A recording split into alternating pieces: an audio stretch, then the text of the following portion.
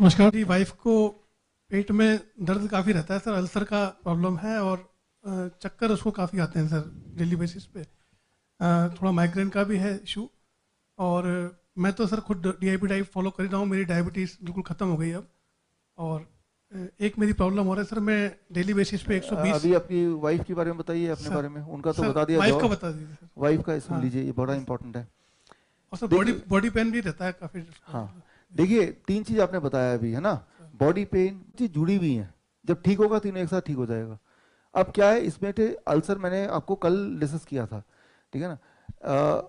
Ulcer का मतलब simple तरीके से होता है घाव। अगर वो घाव पेट के अंदर है तो उसे अल्सर बोलेंगे, वो घाव बाहर है तो उसको जख्म बोलेंगे। राइट।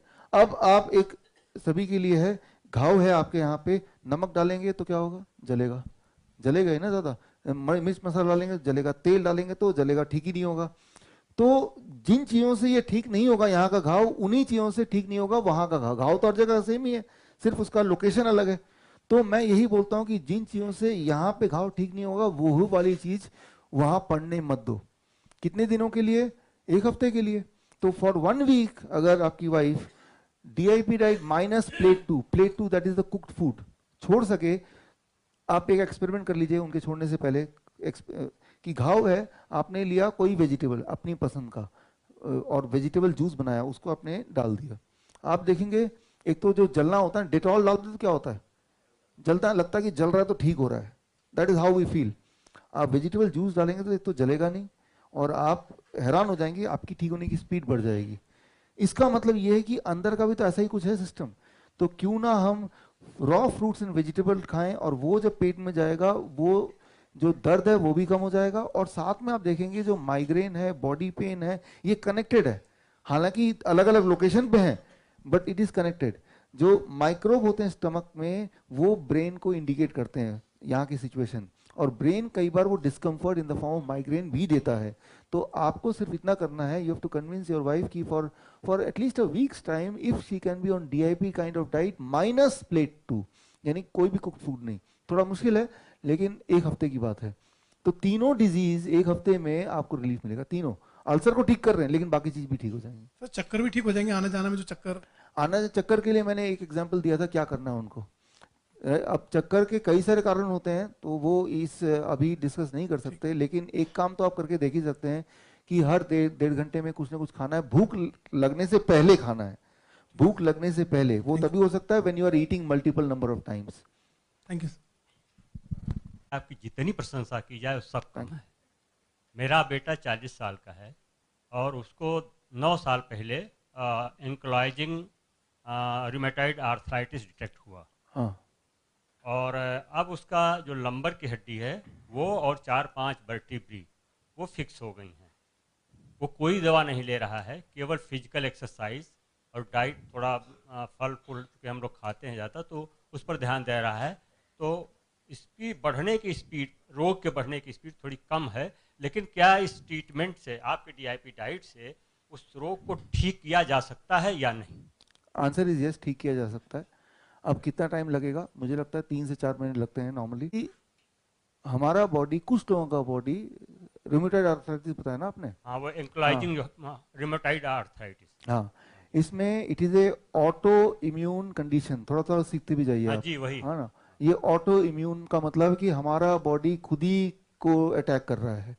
तो अटैक करने के कुछ ट्रिगर होते हैं जिन चीज़ों से वो अटैक करता है। उनमें से एक ट्रिगर है गेहूं, ठीक है ना। तो अब वही वाला ट्रिगर आपके बेटे के लिए मुझे नहीं पता, लेकिन टेस्ट करने से पता चलेगा। टेस्ट कैसे करेंगे कि चलो भाई, हम कम से कम 4 दिन तक बिना गेहूं के रहें, DIP डाइट माइनस गेहूं। अब उस 4 दिन के बाद क्या थोड़ा रिलीफ मिला? अगर थोड़ा भी रिलीफ मिला तो मतलब कल्प्रिट वही है, तो उसको तो हटा ही दो। बाकी चीज, दाल ले रहे हैं, सब्जी ले रहे हैं, वो सब ठीक है, लेकिन ग्रेन को हटा दिया। दूसरा होता है एनिमल प्रोटीन। एनिमल प्रोटीन का मतलब कोई भी एनिमल से आया हुआ, डेयरी प्रोडक्ट एक्सेट्रा, वो ठीक भी है। एनिमल प्रोटीन है। तो उसको तो हटा ही दो। तो ये दोनों हटा देंगे, DIP डाइट पे रहेंगे, और ऐसा 3 महीने 4 महीने करेंगे, तो ये ठीक हो सकता है। ऑटो इम्यून को स्विच ऑफ करना है। ऑटो इम्यून स्विच ऑन किन चीजों से होती हैं? वो यही 2-4 चीजें हैं, इनको हटा देंगे तो ऑटो इम्यून बॉडी खुद को जो अटैक करती है वो स्विच ऑफ हो जाता है। वो स्विच ऑफ हो जाएगा तो काम बन जाएगा। इसकी कोई दवा वगैरह तो कभी होती ही नहीं है। नहीं, वो दवा वो तो एस्ट्रॉइड की दवा देने कहते हैं, लेकिन लड़का ने लिया नहीं, वो तो बहुत ही खतरनाक है। तो लिया नहीं उसको। हाँ, नहीं लिया तो बहुत अच्छा किया। हाँ जी। DIP डाइट माइनस ग्रेन्स, गेहूं, ऐसे करके देखिए। रिवर्सल पॉसिबल है कि नहीं सर? ऑफ कोर्स पॉसिबल है, हमेशा पॉसिबल नहीं, है। जो हड्डियां जुड़ गई सर कैसे? मैंने एक रूल आपको कल बताया था, जो जिस चीज के साथ आप पैदा नहीं हुए हैं बीमारी के साथ, वो चीजें रिवर्सिबल होती हैं। हाँ, कभी अगर कोई एक्सीडेंटल हो गया कुछ, या सर्जरी से कुछ निकाल दिया, तो उसमें फिर तो कुछ हो नहीं सकता। Thank you sir. Ghaziabad UP से आया हूँ, और मैं रात्रि में जब तक 2 घंटे आपके लेक्चर यूट्यूब पर नहीं सुन लेता हूँ तब तक मुझे नींद ही नहीं आती है। Thank you sir.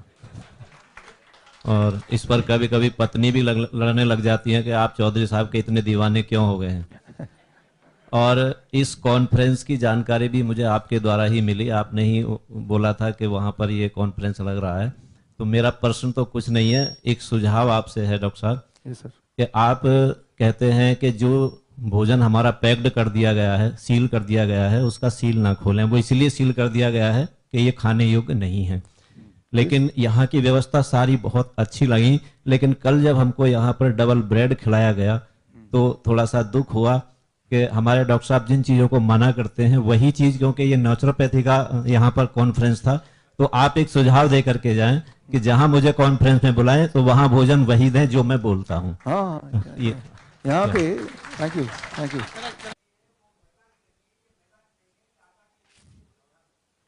इसमें इसमें मैं ये बोलूँगा कि हाँ, that we have a choice कि उसको हमने छोड़ दिया, इतना ही करना है। हमने कोशिश की थी इस बार बोलने की, और उन्होंने काफ़ी हद तक किया भी। हाँ, लेकिन इतने इनकी जो टीम है ना, इतने सारे लोग हैं ना, तो हर एक का इन्फ्लुएंस थोड़ा थोड़ा कहीं ना कहीं से रह ही जाता है। But next time I think वो इससे बेटर ही होगा। Hello sir. सर मेरा 3 साल पहले ब्रेन हैमरेज हुआ था, और वो अटैक उनको सडनली आया था। तो उसके पहले ऐसे कोई भी सिम्टम्स नहीं थे जिससे कि पता चले कि हाँ इनका बीपी चेक करने की ज़रूरत है। तो यूजुअली ऐसा माना जाता है कि बीपी साइलेंट किलर होता है, तो क्या ये सच है? पहली थिंग। और दूसरी चीज़ है कि अगर ऐसा कुछ हो जाता है तो उन्हें पैरालिसिस हो गया था और हाफ पार्ट पूरा पैरालाइज हो गया था। ऐसे केस में क्या हम एज एन इमरजेंसी केयर कुछ कर सकते हैं जिसमें कि एलोपैथी की ट्रीटमेंट ना लेना पड़े? ये मेरा सवाल है। देखिए, बीपी जब तो नहीं है, वो एक दिन में तो होता नहीं है, सिम्टम आता है। कई बार क्या होता है कि instant trauma, instant stress, because of fatigue, because of sleeplessness, because of कोई ऐसी हैपनिंग, वो किसी को भी हो सकती है, तब शॉक से भी इस तरह का हेमरेज होता है। ठीक है ना। अब तो ये तो हो सकता है, और लेकिन बार बार बीपी मेजर करने से कोई प्रिवेंशन होगा ऐसा तो नहीं लगता मुझे। ठीक है ना, कि अगर मेजर करेंगे तो हम उसको प्रोटेक्ट कर सकते हैं। लेकिन ये ज़रूर है कि इन चीज़ों से बचने के लिए, ऐसे अगर क्लॉट कहीं बनना है तो ना बने, तो सिंपली आप the moment you are on these kind of diet, तो automatically that is a kind of prevention. Prevention मतलब रोज बीपी चेक करें, उससे बढ़िया प्रिवेंशन है कि आप इस डाइट पे ही आ जाएं। ठीक है ना। तो ये है। अब क्या है कि इमरजेंसी सिचुएशन में क्या करें। इमरजेंसी में मैंने कल भी बताया था कि कुछ इमरजेंसी में मान लो जैसे किसी को कि हड्डी टूट गई, तो एक डॉक्टर ट्रेन होता है कि कैसे उसको फिट करूं मैं सही जगह पे, ताकि वो बॉडी हील कर ले, ताकि टेढ़ा मेढ़ा ना हो। सिमिलरली ऐसी इमरजेंसी में there are certain kind of drugs जो पैरालिसिस के जो होने से थोड़ा सा उसको रोक सकता है, थोड़ा बचा सकता है। उसका पूरी बॉडी हो रही थी आधी, तो अब उससे थोड़ा कम हो जाएगा। तो दैट इज, अगर वो सही वाला डॉक्टर मिल गया, सही खुराक मिल गई, सही डोज मिल गया, उसने सही से डायग्नोस कर लिया, तो वो पॉसिबल है कि उस वक्त क्या है कि वो ऐसी दवा देगा कि वो एंटी क्लॉटिंग, राइट। लेकिन कहीं अगर बॉडी में और अल्सर है तो वो ब्लीडिंग होके वो इंसान मर भी सकता है। तो वो एक जजमेंट वाली बात है। उस डॉक्टर को हिस्ट्री पता है पेशेंट का, तो वो सोचेगा ये दवाई दूं, वो इतनी ज़्यादा वो हाई डोज होता है कि क्लॉटिंग को इमीडिएटली ख़त्म कर देता है। तो क्या है कि वो जो पैरालिसिस होते होते बच जाता है या बहुत कम होता है। But at the same time अगर कहीं और डैमेज हुआ है जो कि हमें बाहर से दिख नहीं रहा, तो वो इंटरनल ब्लीडिंग इतना ज़्यादा कर देगा कि the patient will die not of that brain haemorrhage, the patient will die of internal bleeding. तो यहाँ एक एक्सपीरियंस डॉक्टर का, जिसको क्लियरली पता है क्या है, वो ज़रूरी होता है। अगर वो ले पाता है, वो सही, किस्मत भी हमारी अच्छी है, तो ये फ़ायदा होता है फिर। सर उन्हें अभी एक्चुअली स्टैटिन पे रखा हुआ है, बट मैं उन्हें जब छोड़ने बोलता हूँ तो वो बहुत डरी हुई हैं कि कहीं दोबारा ना हो जाए। सो स्टैटिन कॉज नहीं है पहली बात तो। वो cholesterol is not a cause कि उसकी वजह से हुआ है। मैं आपको एक डेटा देता हूँ। पहली बात तो एक किताब है मेरी, हाई कोलेस्ट्रॉल और मेडिकल फ्रॉड, उसको आप पढ़ सकते हैं। ये देखा गया कि 75% लोग जिनको ब्रेन स्ट्रोक या हार्ट अटैक आया है उनका जो कोलेस्ट्रॉल लेवल नॉर्मल से नीचे पाया गया। ओनली 25% ऑफ द पीपल उनका कोलेस्ट्रॉल लेवल नॉर्मल से ऊपर पाया गया। दैट मीन्स कि कोलेस्ट्रॉल का कोई लेना देना नहीं है, ऊपर भी है तब भी लोगों का हार्ट अटैक आता है, नीचे है तब भी ब्रेन स्ट्रोक होता है, तो कोई कनेक्शन नहीं है। लेकिन इसको और ज़्यादा दिमाग में सॉलिड तरीके से बिठाने के लिए आप या तो मेरी वो वीडियो देखिए हाई कोलेस्ट्रॉल मेडिकल फ्रॉड, या वो बुक पढ़िए। सर इमीडिएट छोड़ सकते हैं या फिर टेपर करना होगा? छोड़ सकते हैं उसको, वो तो इमीडिएटली ही छोड़ना होता है, छोड़ना ही चाहिए। Thank you sir. इंसुलिन का इफेक्ट क्या होता है बॉडी में? High insulin is more dangerous than high blood sugar. वो काफी ज्यादा डेंजरस होता है। किसी की भी अगर सर एक डिजीज है किडनी से रिलेटेड, नेफ्रोटिक सिंड्रोम। सर मेरा स्टडी चिल्ड्रंस पे है, तो सर क्या वो बच्चे ठीक हो सकते हैं? वो रेजिस्टेंट हैं स्टेरॉइड के लिए भी, उन पे स्टेरॉइड भी काम नहीं कर रहा है, तो अभी क्या वो बच्चे ठीक हो सकते हैं? हाँ देखिए, स्टेरॉइड किसी पे भी काम नहीं करता पहले बात तो वो ठीक हो सकते हैं। ये डिपेंड करता है, मैंने पहले ही बताया कि वो कब से वो है, बट ठीक हो सकते हैं। बच्चों की इम्यूनिटी ऐसी होती है, बच्चे डेवलपिंग स्टेज में होते हैं, अगर उनको राइट टाइम पे राइट खुराक मिल जाती है तो वो बड़ी जल्दी रिकवर करते हैं। लेकिन सर इस स्टडी में ये पाया गया है कि उनमें म्यूटेशन हो गया है कुछ जीन पे, जैसे मेरा भी जो वर्क है वो म्यूटेशनल एनालिसिस है इन सम ऑफ द जीन्स, तो सर म्यूटेशन हो गया है तो हो जाता है, हर बार हो जाता है। तो सर फिर ये बात सबको पता क्यों नहीं है? क्योंकि जब मैंने अक्टूबर में एक बच्चे का बायोप्सी सैंपल कलेक्ट किया तो दोबारा जब उसका ब्लड सैंपल लेने गई थी तब तक उस बच्चे की डेथ हो गई थी, तो ये बात अभी तक सबको पता क्यों नहीं है?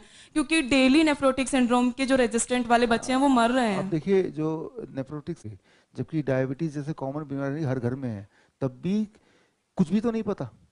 जिस तरह से ये नहीं पता कि भाई फल खाने से डायबिटीज ठीक होती है, उसी तरह से वो भी नहीं पता, राइट? लेकिन सर अभी मुझे उन बच्चों के लिए कुछ करना है, क्योंकि पेरेंट्स जब पूछते हैं कि हमारा बच्चे का उन क्या, बच्चों के लिए आज जो आप शाम को देखेंगे वो किडनी की डाइट, पहले तो उसको आपको समझना होगा। एंड सिंस आप इस फील्ड में ऑलरेडी हैं तो आप हमारे जो सेंट्रल टीम है उनके साथ आप कनेक्ट हो जाइए उस ऐप के थ्रू। डायबिटीज 72 ऐप है, डायबिटीज क्लिनिक ऐप है, और कनेक्ट होने के बाद आप एज ए ऑब्जर्वर रहेंगे, हमारी मेडिकल टीम रहेगी, और इस तरह के बच्चों को जब हम ट्रीट कर रहे होंगे या आप वाले बच्चे को जब हम ट्रीट कर रहे होंगे तो आप भी पैनल में रहेंगे। तो this is the best way, learn भी करेंगे, उनको ऑब्जर्व भी करेंगे और आगे भी बता पाएंगे। Okay sir, thank you sir. नमस्ते। टाइप 1 डायबिटीज़ उसको हुई है, आपका वर्चुअल टूर भी करवाया था मैंने अक्टूबर में, और उसकी इंसुलिन बंद भी हो गई थी। अच्छा। इसी तरह से 15 दिन मैनेज रहा, लेकिन उसके बाद से उसकी बढ़ने लग गई, और थोड़ा मुझे मालूम चला वो स्कूल में खा लेता था। हाँ। लेकिन अभी वो बहुत स्ट्रिक्टली डाइट फॉलो कर रहा है, ओनली प्लेट 1, मतलब लीव्स अच्छा। अभी वो 100 ग्राम्स में देती हूँ अच्छा। और सारी चीज, लेकिन उसकी रात की 370 से नीचे बहुत रेयर जाती है, 350, कभी कभी 250 भी गई है। अभी इंसुलिन फ्री है वो? नहीं सर, इंसुलिन लगती है। कितना लेते हैं? कभी 6 देती हूँ, लेंटस देती हूँ, कभी जैसी रीडिंग अगर 400 अबव 500 अबव ऐसी भी आई है। बीच बीच में ऐसा भी हुआ है कि उसका ग्लूकोमीटर में भी नहीं आ पाया है, इतनी हाई भी हुई है। इसका मतलब इंसुलिन का डोज थोड़ा बढ़ाना पड़ेगा आपको। Instead of 6-7 you have to give 10। लेकिन सर कभी कभी बीच में कम भी होती है, सुबह में फास्टिंग उसकी 110 90 ऐसी भी आती है, इंसुलिन 6। अगर हम 8 दे देते हैं, बहुत ज़्यादा जब रहती जैसे 400 8 दिया तो उसको मॉर्निंग में बहुत लो फील होने लगता है। वो उठ भी नहीं पाता है। ये मैंने आपको बताया था, fasting plus blood sugar before going to sleep divide by 2, और every day you have to check, क्योंकि अगले दिन कितने इंसुलिन की जरूरत है वो हाईली अनप्रिडिक्टेबल है छोटे बच्चों के लिए। ठीक है, रोज एक ही अमाउंट ऑफ इंसुलिन दे रहे हैं, खाना भी एक दे रहे हैं, लेकिन फिर भी आप देखते हैं कि ब्लड शुगर के इतना ऊपर नीचे होता है कि वो मैनेजेबल ही नहीं होता। It is totally hit and trial, it is not an exact science कि इतने डोज देने से एग्जैक्टली कितना शुगर कटेगा, वो एस्टिमेट करना ऑलमोस्ट इम्पॉसिबल की तरह ही होता है। तो अभी जो बेस्ट आप कर सकते हैं वो डाइट दे रहे हैं, दैट इज वन थिंग जो आपके ह्यूमनली आपके हाथ में है। दूसरा कि आप इंसुलिन की डोज रोज ही, आपने देखा कि ये एवरेज ब्लड शुगर कितना है, इससे आइडिया हो गया कि अगले दिन इंसुलिन कितना देना है। मैंने आपको उसके लिए एक वीडियो हमने बनाया है, छोटे बच्चों के लिए भी बनाया है, वो वीडियो आपको भेजा भी होगा जी, है ना। एक पोस्टर बनाया, इंसुलिन मैनेजमेंट पोस्टर जी, वो ठीक है ना। हाँ, तो वो सारे टूल्स को देख के आप अपनी जजमेंट के हिसाब से आपको रोज ही इंसुलिन को मैनिपुलेट करना है। till the time he is free of insulin again. Sir एक चीज पूछना था, क्या वर्कआउट जब वो ज्यादा करता है तो उससे भी शुगर ज्यादा आती है? किसी दिन कम आती है, किसी दिन ज्यादा आती है? देखिए वर्कआउट जब करते हैं, ये बड़ा इंपॉर्टेंट इंटरेस्टिंग बात है। वर्कआउट जब करेंगे ना, जब हम एक्सरसाइज कर रहे हैं तो हमारे बॉडी की शुगर की डिमांड बढ़ जाती है बिकॉज हम एक्सरसाइज कर रहे हैं। तो कई बार ब्रेन क्या करता है, लिवर को बोलता है थोड़ा लिवर में शुगर स्टोर्ड है कि रिलीज करो इन द ब्लड। तो एक्सरसाइज के बाद आप देखेंगे कि ब्लड शुगर कई लोगों का बढ़ा आता है। अभी 200 था, एक्सरसाइज किया, फिर देखा अरे ये तो 225 हो गया, जबकि वो तो कम होना चाहिए। एक्सरसाइज क्या करता है, exercise is known as invisible insulin. Exercise short term में हो सकता है तो 10-20 बढ़ा दे, बट लॉन्ग टर्म में एक्सरसाइज, आज जो आपने एक्सरसाइज किया हो सकता है वो 2 दिन बाद आपका ब्लड शुगर को नॉर्मलाइज कर दे। तो एक्सरसाइज के इमीडिएट बाद क्या आ रहा है रिफ्लेक्शन में, उसको मत देखिए। एक्सरसाइज करे, बहुत ज़्यादा एक्सरसाइज करे, बहुत ज़्यादा खेले, फिजिकली एक्टिव रहे, और उससे भी इंसुलिन की रिक्वायरमेंट धीरे धीरे कम होती जाएगी। सर फिर 5 महीने हो गए, अभी कब तक क्योर या कंट्रोल में आ जाएगा? हाँ, मैंने आपको बताया था, मैंने देखा छोटे बच्चों में जो सक्सेस रेट है वो 30% होता है। 30%, 70% फिर भी ऐसे लोग होते हैं कि जो सारा कुछ करने के बाद, एज इन योर केस, तब भी उनकी इंसुलिन घट तो जाती लेकिन जीरो नहीं हो पाती। तो दैट इज द ट्रूथ। बस हम होप कर सकते हैं कि आपका बच्चा उन 30% में हो जो अल्टीमेटली रिकवर कर पाए। लेकिन अभी ह्यूमनली जो हो सकता है वो आप ऑलरेडी कर रहे हैं, और कुछ इसमें है नहीं, और यही होप कर सकते हैं। सर डिनर और लंच में मिनिमम डिफरेंस कितना होना चाहिए? डिनर और लंच में हाँ, उसके ऐसा कुछ नहीं है, ऐसा कुछ नहीं। डिनर लंच में तो 4-5 घंटे का गैप होता है, इट्स ओके। एक्चुअली लंच करते करते उसको 4 से 4:30 बजता है, और आप बोलते हैं शाम के 7 बजे के पहले डिनर फिनिश कर देना चाहिए। हाँ, तो वो 6:30 से स्टार्ट कर देता है। एक्चुअली टाइम बहुत लगता है उसको खाने में, 1.5 घंटे से ऊपर लग जाता है। लगता है। तो काफी अच्छी तरह से ही कर रहा है वो, काफी अच्छी तरह से कर पा रहे हैं, this is very very good, है ना। तो आप देखेंगे कि आपका बच्चा बाकी और बच्चों के मुकाबले में, बाकी बच्चे बुखार हो जाएगा, जुकाम हो जाएगा, इंजरी होगी तो ठीक नहीं होगा, बट योर किड आप देखेंगे कि क्योंकि वो इतना सिंसियरली फॉलो कर रहा है। एनर्जेटिक तो बहुत रहता है, लेकिन एक चीज वॉच की है, जब शुगर बहुत बढ़ती है तो उसको कफ की बहुत ज्यादा प्रॉब्लम होती है। तभी तो इंसुलिन देते हैं ना, होती है तभी देते हैं। तो आप ऑलरेडी बेस्ट कर रहे हैं, दिस इज ह्यूमनली पॉसिबल, वो आप कर रहे हैं। धूप में बैठ रहा तो और अच्छा है सर, बहुत धूप तो बहुत लेता है। तो आप अपना बेस्ट कर रहे हैं, ये मान के चलिए। लेट्स होप कि सब सही हो व्हीट जाए। ग्रास भी मैं देती हूँ उसको। व्हीट ग्रास अच्छा है, बहुत अच्छा है। कुछ एडवांस डाइट और देनी है? आगे पास सर यूरिक एसिड और right, at least for 1 to 3 weeks। Sir uric acid में मेरी मॉम है, उनके पूरे स्वेलिंग हो रखी है पैरों में। Swelling is important, symptomatic is important. Sir तो कैसे यूरिक जैसे एसिड कम कैसे होगा, क्योंकि उनको पत्तेदार सब्जियां, दालें, ये सब मना है। उनको जो मना है वो भूल जाइए, आप सिर्फ DIP डाइट माइनस प्लेट 2 इन लंच। सर DIP डाइट मैंने स्टार्ट करवाई, बट उनको बहुत गैस्ट्रिक प्रॉब्लम हो जाती है, और गैस्ट्रिक का भी मैंने बताया, बहुत पेट में दर्द होता है। मैंने उसका जवाब ऑलरेडी दिया हुआ है। हेलो सर, नमस्ते सर। मैं आपको फॉलो भी करता हूँ और आप में भरोसा भी रखता हूँ सर। मेरे 2 सवाल है छोटे छोटे, एक मेरा खुद का, एक मेरे दोस्त हैं जो कि एलोपैथी से बिलोंग करते हैं सर। सर उनका सवाल ये है, एक ही सवाल लूंगा मैं आपका सर प्लीज। मेरा तो सर एक ही है, उनका जरूरी है। उनका तो वो है भी नहीं यहाँ पे, मैं उनका सवाल लेता भी नहीं, आप ही बताइए सर। जैसे कोई पेशेंट है और वो इंसुलिन लेता है और अगले 6 महीने में DIP डाइट से वो अपने आप को सही कर लेता है और बिल्कुल फ्री हो जाता है, और अगले 10-15 साल भी वो बिल्कुल ओके रहता है साथ में DIP डाइट के साथ में। लेकिन उसके बाद कोई 1 साल की ऐसी सिचुएशन आती है कि वो DIP डाइट नहीं ले सकता। तो उनका सवाल ये है कि क्या ये रिवर्सल प्रोग्राम है, या मतलब DIP डाइट से रिवर्स होता है या फिर कंट्रोल होता है? हाँ, ये क्योर होता है, मैंने बताया था। इसका जवाब मैंने ऑलरेडी दिया हुआ था कि 10 साल छोड़िए, कोई अगर DIP डाइट 3-4 महीने लेगा, उसके बाद छोड़ भी देगा, तो भी काफ़ी समय तक वो नॉर्मलाइज रहेगा। जैसे हम में से काफ़ी लोग तो हम नॉर्मल खाना ही खाते हैं, DIP डाइट तब भी हमारा शुगर नॉर्मल रहता है, तो वैसे ही रहेगा। लेकिन लंबे समय तक अगर हम रॉ फूड नहीं खाते हैं, DIP diet is what, raw food ही तो है, नहीं खाते तो बॉडी में कोई ना कोई दिक्कत आ जाती है। किसी के बॉडी में it comes in the form of cancer, किसी के बॉडी में it comes in the form of diabetes, right. तो अल्टीमेटली ह्यूमन बीइंग को हेल्दी रहने के लिए जिस तरह का डाइट मैंने बताया उसके आसपास ही रहना चाहिए। लेकिन हाँ, एक 15 साल रहा फिर 1 साल नहीं रहा, इट डजंट मैटर, मैटर नहीं करता। हाँ। सर एक आलू, चावल और अरबी और आरओ वाटर का एक डायबिटिक की लाइफ स्टाइल पे क्या महत्व है, क्या इम्पैक्ट है? देखिए, आलू is very good depending on how you eat it. Steam करेंगे, बॉईल करेंगे तो वो ब्लड शुगर के लिए अच्छा होगा, उसको कुक करेंगे, उसको तेल में करेंगे तो वो डायबिटीज के लिए खराब होगा। This is one thing. Rice जो है वो 50 से 70% लोगों में जो डायबिटीज पेशेंट में ब्लड शुगर को बढ़ाता ही है। तो इसीलिए मैं बोलता हूँ कि वो प्लेट 2 में लें, और जो इंसुलिन वाले हैं वो तो बहुत कम लें या ना लें तो ज़्यादा अच्छा है। ब्राउन राइस कंपैरेटिवली कम बढ़ाएगा तो वो भी कम बढ़ाएगा आज इसके बारे में ना हम शाम को ब्राउन राइस क्या होता है, व्हाइट राइस क्या होता है, कैसे बढ़ाता है, क्यों नहीं बढ़ाता है, ये मैकेनिज्म हम डिस्कस करेंगे। सर आरओ वाटर पे मेरी कोई ज़्यादा रिसर्च है नहीं, आई कैन नॉट से मच। हेलो, नमस्ते सर। मैं छोटे दिन में मेरे पास 50 से 100 पेशेंट आते हैं। जब मैं आपके वीडियोस रोज़ देखता हूँ, मतलब लगभग सभी वीडियोस देखे हैं, और ज़्यादातर वीडियोस में मेरे सेंटर में चलाता हूँ ताकि सभी लोगों को वो दिखे, उन तक वो नॉलेज पहुँचे। मेरे आपसे 2 सवाल हैं एक्चुअली। पहला सवाल है कि एक प्रेग्नेंट वुमन को कौन से डाइट पे, मतलब जो हम लोग DIP डाइट बोलते हैं, वो प्रेग्नेंट वुमन के लिए सही है?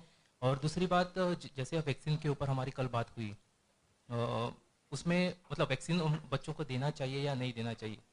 और दूसरी बात, एक पेनक्रियाटिक कैंसर, वो ठीक हो सकता है इससे? एक ही सवाल आपका लूंगा, कौन सा बता दीजिए आप।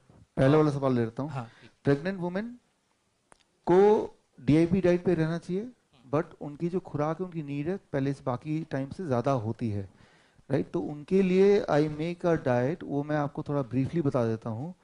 DIP diet plus 5 drinks in a day. Drink fruit juice, लेकिन वो रॉ, वो बिना छाने वाला होगा, धीरे धीरे 1 ग्लास पियेंगे, कभी भी सुबह पियेंगे ज़्यादा अच्छा है। कोकोनट वाटर, ठीक है ना। वेजिटेबल जूस, कोई भी पत्तों का वेजिटेबल ज़्यादा अच्छा है। एंड 2 ग्लासेस ऑफ, मैंने फ्रूट जूस बोला, वेजिटेबल जूस बोला, coconut water and 2 glass nut drink. Nut drink क्या होता है? नट्स होते हैं, उसको आपने 4-5 घंटे भिगो लिए, उसको आपने पानी में डाला, 200 ml पानी में, उसको आपने ब्लेंड कर लिया, 20 नट्स का, आलमंड्स का एक ड्रिंक बन जाएगा। तो that will give the additional nutrition which the woman needs during those 9 months. So this becomes the diet. 5 drink है दिन में, 5 टाइम में पी लें along with DIP diet. So that will give a complete nutrition not only during those 9 months of pregnancy, but also till the time she is feeding her baby. Thank you. हाँ, कोलकाता से हूँ मैं। अप्रैल से DIP diet पर था,